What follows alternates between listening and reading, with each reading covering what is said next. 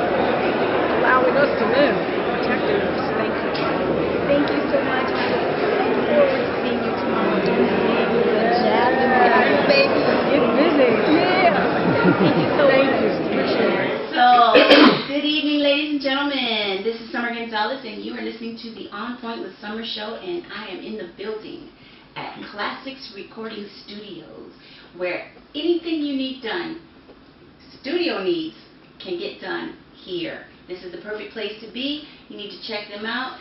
Classics Recording Studio and Royal Media Entertainment is in the building getting it done behind the camera. Shout out to my boy Young Ken. What's up? And shout out to 3DP Magazine. He's also in the building today joining me. Where it's always summertime, baby. You know what it is. On the show tonight, I just couldn't wait. I couldn't wait because, let me tell you, I went to Jazz in the Gardens this past weekend, ladies and gentlemen, and it was just wonderful, and it put me in a jazzy mood. Yeah. So I said, let me call up my boy, Earnest Walker Jr. Earnest Walker Jr., ladies and gentlemen, in the building. All right. How you doing, Summer? I'm doing great. How are you? I'm great. Fantastic. Things have been going good. Good. Good to see you. Yeah. Did you go to Jazz in the Gardens? No, I had to perform. Yeah. I wasn't performing at Jazz in the Gardens, but I was performing. We had a good crowd. Good. And also considering we were in Miami, and my crowd was the Jazz in the Gardens crowd, but it seems like everybody that couldn't make it to the stadium came on over to the club. Yeah, because you put on a really good show anyways, too. So yeah, I think so. So if anybody got to go to Jazz in the Gardens and your show, they had like their cake and ate it too. Okay, they did, because I was gonna try to make it over there too, because I got your invite and everything. At Crescendo's, right? Right. Yeah. Right. Yeah, I've been doing that Saturday nights for 8 months now. Okay. Yeah, been hanging on in there over there. Things have been going really good. Good for you. Yeah. Had as you know, Michael Basin showed up a couple of weeks ago, and celebrities just been coming in and out ever since. Yeah, that's a good look for you. Including you. Yeah, I did. You know, I'm so glad that you did that. I know that you have a military background, and you know that I do too, and that my show goes out to the troops. Right. And, you're Air Force, right? Yep. All right. Exactly. Yeah. You too. Yeah, you know it. All the way. Yes. Second generation Air Force. My father did 20 years. Okay. I did 5. I have a brother that did 12. I have another brother that did, Marcus did 8. And I have a cousin that did 30. He's just retired last year. And as far as right now in this generation, that's pretty much it. My brother-in-law, he did 20 years in the Navy. Wow. And so, but yeah, we're surrounded military. You know, being from Pensacola, Pensacola is definitely a military town, as you know. And the Naval Air Station there is where they train all naval pilots. You know, we're very good. I was actually born on Eglin Air Force Base, which is in Fort Walton. I know it well. And we traveled all around until I was a freshman in high school. And you were musically influenced by some pretty well-known well-known now neighbors. Talk a little bit about how you met the Wootens in Hawaii and everything. Well, what happened is that when we were stationed in Hawaii, the base housing was real small.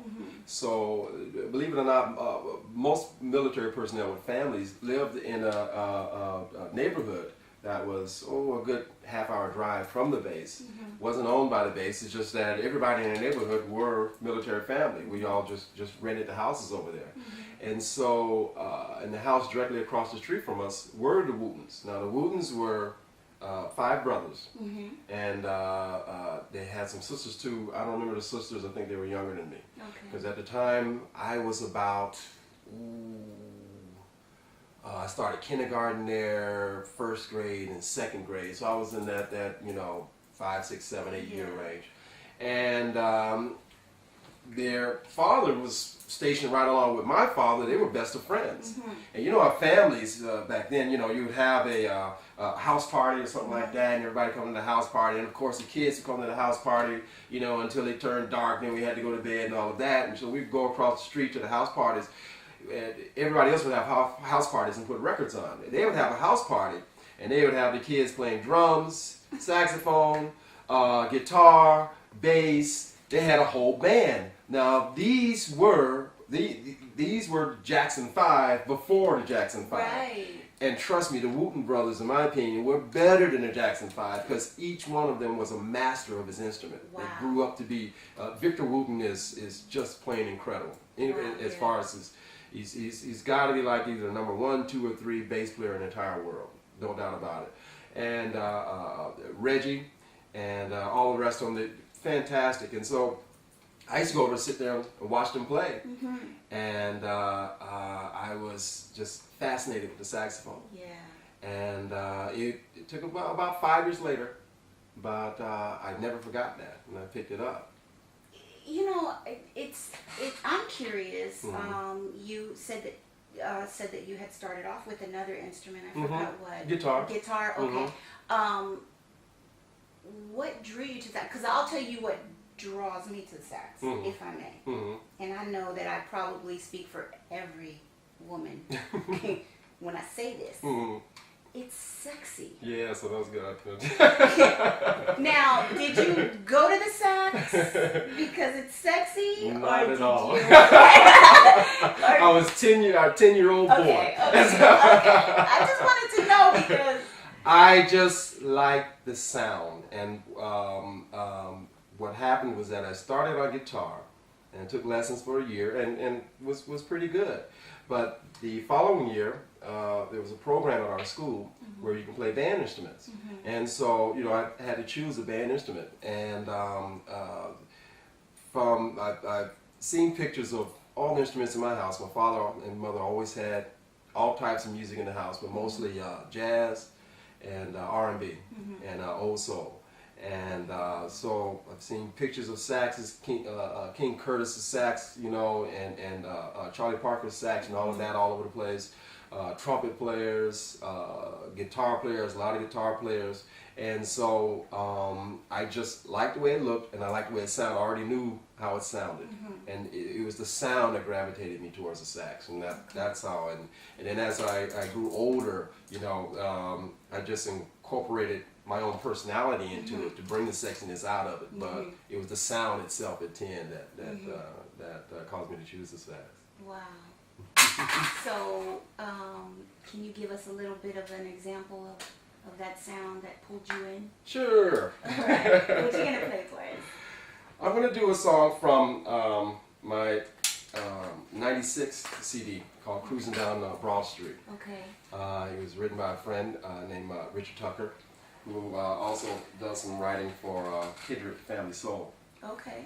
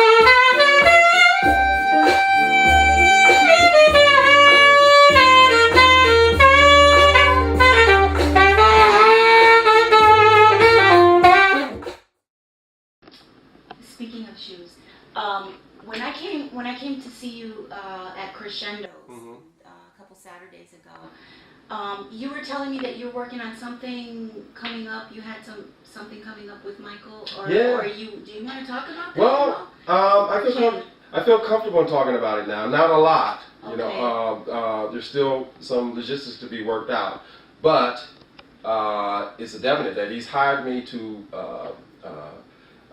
play for his New Year's Eve event that he has every year.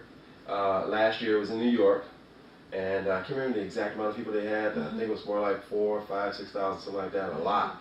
And this year is going to be in Miami. I better not say too much more. Yeah. Because you're going to have to make some announcements, and but all I can say is that I'm on it. So. Oh, that's good. That's really good. Yeah. The reason why I said speaking of shoes is because as we get closer to the date and you start to let me know more information, I'm going to need to be able to visualize the shoes that I'm going to get to to wear to the event. That's what made me think about that whole thing. Isn't that weird? But it is. It's a woman thing. Yeah, it is. But I wanted you to get put that. I never would have guessed. No, people are probably like, shoes, what you talking about? What does that have to do with shoes? But all women are like, I know exactly where you're coming from. Yeah, New Year's Eve and everything. Shoes are gonna be like bling, blinged out, okay?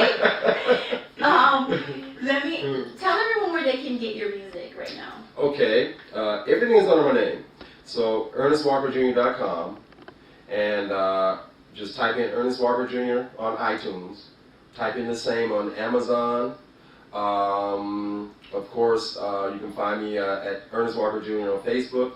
My Twitter is Earnest Walker Jr.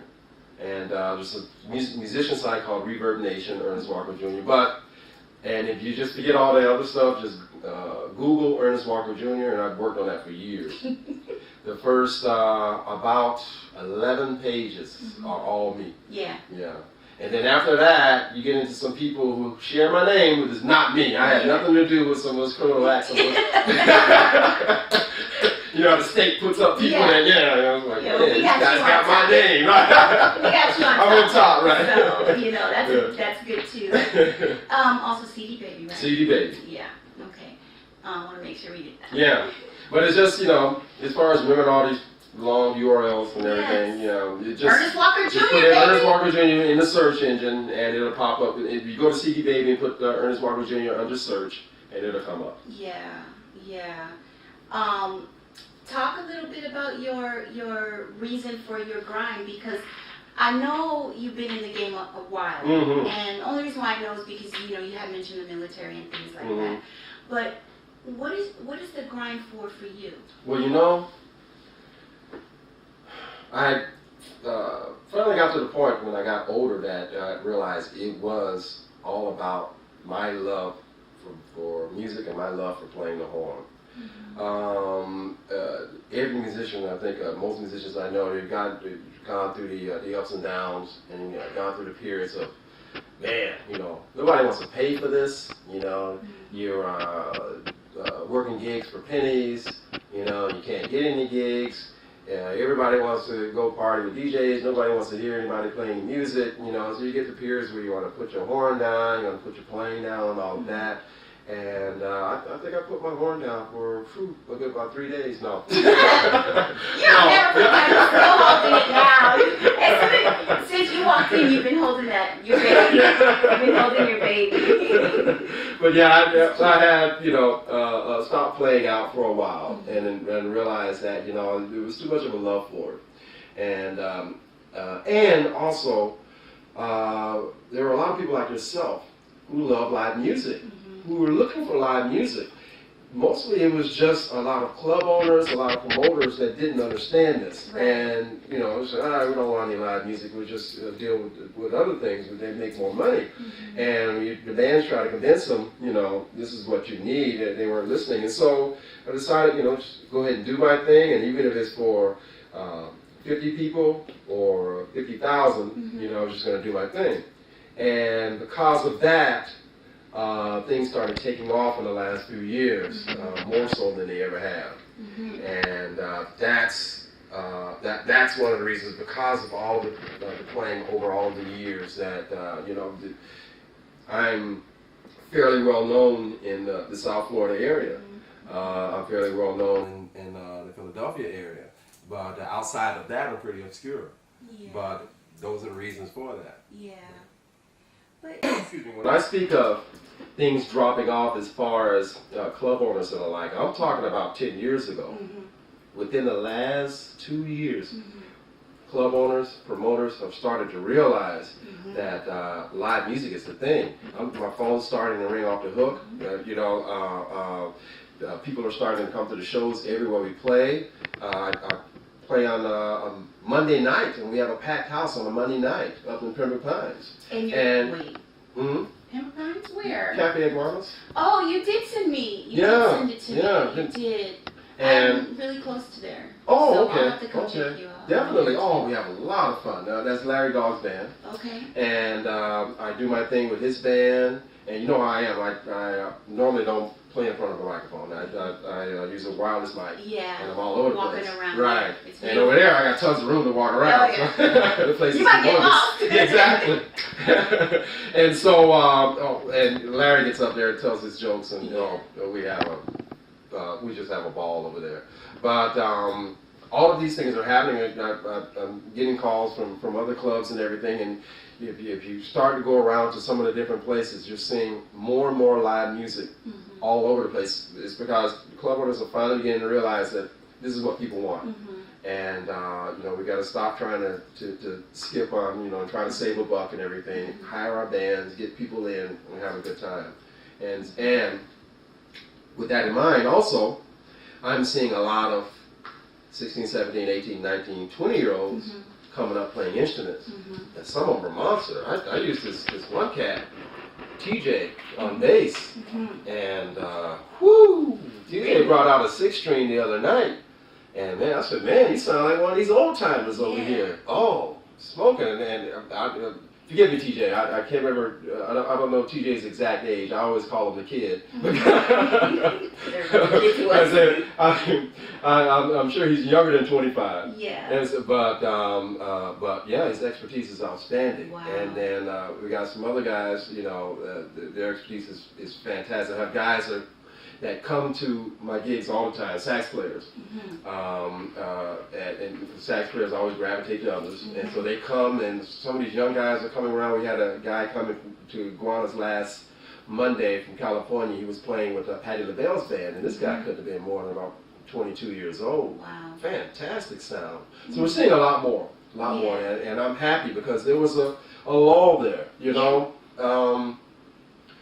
I started playing the sax in school, and you know, my father could have afforded to give me lessons and have me play privately, but he didn't have to. You know, all we had to do was get the horn, you know, go from there. There was a long period where kids, you know, they not only had to get their instrument, but then they also had to get an instructor to teach it or teach themselves, because the schools were cutting out so many programs. They still are today, but it seems to be coming back a bit. Yeah. And I'm real happy to see that. So I know that you're every Thursday at Crescendos as well? Well, yeah. Well, right now I've been doing solos Thursdays at Crescendos. It comes and goes, depends on, sometimes some other things come up and all of that. The consistent is Saturday with my full band at Crescendo. With Larry Dogg's band Monday at Cafe Iguanas in Pembroke Pines. And starting, not tomorrow, but next Friday, going to start at Roxy's Pub in West Palm Beach on Fridays with the full band. So you're like up and down the Yep. whole, you know, East Coast pretty much of Florida. Yeah. But that's good because, like you said, your phone's ringing. Yeah. You know? Absolutely. And it's going to take off real soon. Yeah. You know, people got to, but you know, it's the appreciation of good music. You know, and not to say that, you know, just that we're just putting out just great music, but it's just a matter of, you know, if it's not us, it's other bands as well. Yeah. And people are beginning to appreciate good music, and they're appreciating a show. It's one thing that we do. We give a show. Yeah. We don't do gigs, we don't do sets, we do shows. And when people come and sit down and see my group, they leave entertained, completely entertained. And that's what I pride myself in. Yeah. And that's why we make such good music. And that's why people appreciate it. And you should be proud of that, because that night that I came to see you, I didn't even catch a full set, and I was like blown away, you know. And I like the idea of you going around in the audience, because they want that. The audience wants to know that you care and that you want to get up close with them. Exactly. You know? They love that. And I watched some of your video too. I believe it was on your website. It might have been on Facebook, but I think it was on your website. And you were just like serenading this lady. And she was just like, you know, like in another world. You know, to her anything. Her girl was like, the camera's on you, just like, this is all about me. Like, you know, you make people feel like it's about them, and that's a beautiful thing. Yeah. Because you don't know what that person went through earlier that day, or what they might be facing tomorrow. And if you can make them feel good in that moment. And the thing about it is, if I'm playing and I look and when I do it with my eyes and see somebody that's kind of like there but not there, a lot of people are accustomed to going to see different bands, and they're just being there, having a couple of drinks, talking and all of that, And I'm not for that at all. You know, you're a spirit, and so that's when I basically spiritually attack that person. Yeah. And, I like that. and then I see their eyes open up, and I say, okay, oh, they're fine, they're okay. Yeah, yeah. And that happens. That what happens a lot of times with certain women are like gonna do that, you know. Yeah. But I with the wireless, I haven't played in front of a microphone in 10 years. Wow. So you did something. Yeah. You did something different here tonight. Yeah. And I really appreciate you doing that for us. Oh, not a problem. You know, first of all, you took time out of your busy schedule. You acclimated yourself to a little bit of a mishap that we had here technically. Mm-hmm. But, you know, Air Force, you know how we do. Exactly. We get it done. So, you know, you stayed, you hung in there, and I really, really, really appreciate that more than you know. No. You know?